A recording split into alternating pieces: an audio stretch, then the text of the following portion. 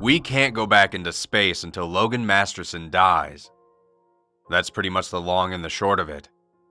Personally, I think that this whole thing will be the end of manned spaceflight. He was already dying, and now this? Talk about a PR nightmare. Plus, morally, the murders were pretty bad too. Unsurprisingly, it began with lust. Masterson was aboard the ISS with Mizuki Katayama, a brilliant Japanese mission specialist. He loved her. Or, more accurately, he wanted her. And she had politely turned him down. The same scenario happens on Earth every day. The only thing remarkable about this murder was its location. If you admit to watching the broadcast, then you know how he killed her, and what he did to her afterward. But I'd rather not get into that.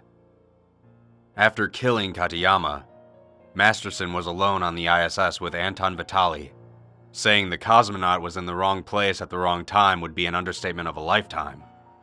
Masterson made short work of Vitali as well, but again, I'd rather not go into the details. You have to remember that, at this point, nobody on Earth was clued in. All we saw was the cameras on the station had stopped transmitting, and that the personnel weren't responding. It's during this period when Masterson must have fully embraced his psychosis. He blacked out the station windows. He diligently severed all outside controls. Then he waited. These first days and weeks were panicky for NASA, JAXA, and Roscosmos. Eventually, a mission was sent up to investigate the ISS. The next 3 astronauts and cosmonauts in queue for residence were sent up with tools and supplies. Masterson, of course, knew they were coming. He listened to Earth communications, and still had access to the external cameras.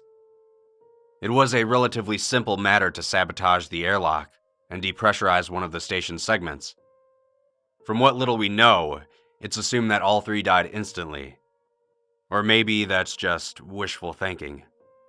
It was at this point that the broadcast began. Attempts to stop his outgoing messages were pathetically ineffective. All Masterson had to do was slap on an old-fashioned broadcast antenna on the ISS and, presto, the entire world was his audience. Nobody is supposed to watch, but I bet that everybody has at least once. The broadcasts were sickening and fascinating at the same time. A psychotic murderer, completely out of reach of civilization, with a broadcast antenna. Most were horrified.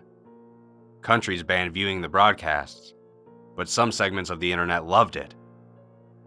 Everyone pretends they don't watch, but all of Masterson's performances are easily accessible online. Months passed, and people began to wonder how he was still alive. Then, someone pointed out that Masterson has a water recycler and about 5 corpses worth of meat. Still, he can't last forever, so we're waiting him out. A few politicians and world leaders have threatened to launch missiles at the ISS, but that's just bluster. So, just go to sleep. Don't even think about the fact that there's a psychotic killer out there, passing overhead every 92 minutes.